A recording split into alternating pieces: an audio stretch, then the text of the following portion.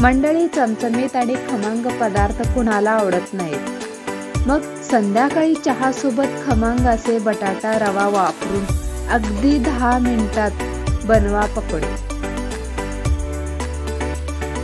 तर चला मग हे पकोडे कसे बनवायचे ते बघू।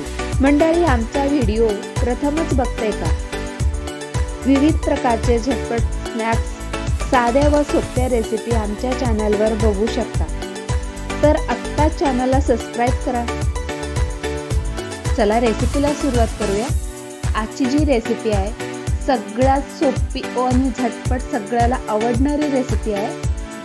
सगळ्यात अगोदर गॅस चालू करून कढई ठेवायचा, त्यामध्ये तेल घालायचा, 1 चमचा मोहरी आणि 1 चमचा जिरे घालायचे, 4 ते 5 हिरव्या मिरच्या बारीक काप करून घालायची, 1 मीडियम साईजचा कांदा घालायचा।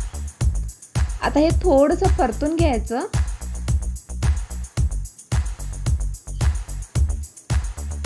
तुम्ही ह्यामध्ये खूप सारे भाज्या ऍड करू शकता। 4 ते 5 कढीपत्त्याचे पाने स्वच्छ धुवून चिरून घेतलेला आहे ते घातले, 1 गाजर स्वच्छ धुवून खिसून घेतलेला आहे हे घालायचं, थोडंसं परतून घ्यायचं। आता यामध्ये तुम्ही वेगळे भाज्याही ऍड करू शकता। मी मीडियम साईजचे 3 बटाटे घेतलेले आहे, खिसून घेतले। खिसून घेतल्यानंतर ह्याला स्वच्छ 2 ते 3 वेळेस धुतले, ह्यामधलं पाणी काढायचं, असं घट्ट असं पिळून घ्यायचं ह्या बटाट्याला, ह्या बटाट्याच्या खिसाला, आणि हे पण फोडणीमध्ये घालायचं।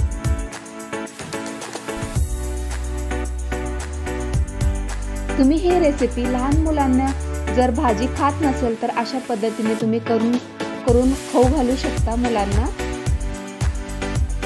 आता हे साधारण 1 मिनिट असं परतून घ्यायचं तेलामध्ये।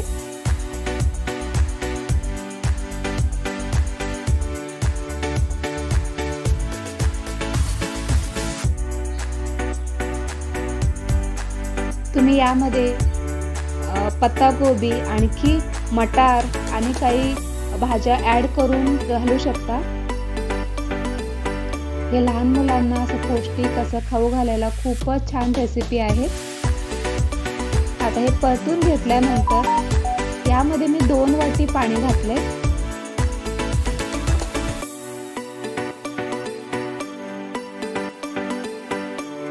आता यामध्ये ना 2 वाटी पाणी घालायचा। पाणी घातल्यानंतर चवीनुसार मीठ घालायचा। आता हे छानपैकी उकळी येऊ द्यायचं। उकळी आल्यानंतर ज्या वाटीने आपण पाणी घातलंय 2 वाटी, त्याच वाटीने 1 वाटी रवा घालायचा। जसं तुम्ही उपमा बनवताना त्याच पद्धतीने बनवायचं आहे। मी हे सुक्या मिरच्या मिक्सरमधनं जाडसं भरड काढून घेतलेलं ते घातलंय, कोथिंबीर घालायचं। आता हे उपमा असं म्हणू शकता तुम्ही, उपमा अशी हे तयार झालेलं आहे। तुम्ही अशा पद्धतीनेही मुलांना खाऊ घालू शकता। बटाटा हे सगळे भाज्या घालून असं उपीटही करून घेऊ शकता। आता मी याचे स्नॅक्स बनवणार आहे। आता ह्याला दुसऱ्या प्लेटमध्ये काढून घ्यायचं।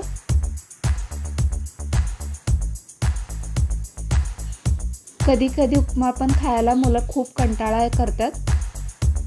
तुम्ही असं करू शकत नसेल तर उपमा जर कधी उरला असेल, यामध्ये थोडंसं कच्चा बटाटा खिसून घातलं तरी चालेल। अशा पद्धतीने गोळे करून घ्यायचे। ह्या पिठाचे असे रव्याचे जे बनवलं गेलं आहे रवा बटाट्याचं, त्याचे असे गोळे तुम्ही कोणत्या आकाराने बनवू शकता त्या आकाराचे बनवून घेऊ शकता। मला कोणतं आवडेल त्याप्रमाणे बनवून घेऊ शकता। लांबट, गोल, तुमच्या मुलांना कशा पद्धतीचे आवडतात त्या पद्धतीने बनवून मुलांना देऊ शकता। अशाच प्रकारे सगळ्याचे मी गोळे करून घेणार आहे।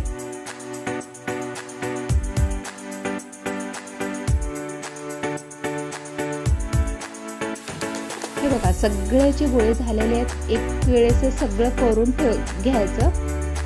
तेल तापेपर्यंत हे गोळे तयार होतात। आता आम्ही याला डीप फ्राय करून घेणार आहोत, तळून घेणार आहोत।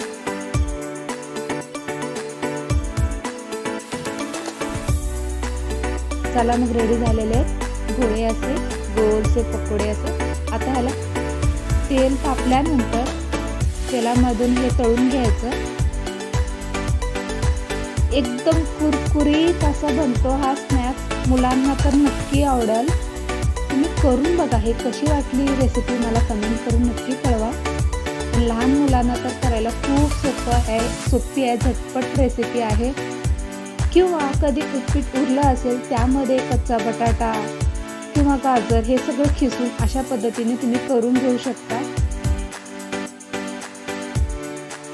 भरपूर असं भाज्या घालून कोणतीही भाज्या ॲड करून घेऊ शकता।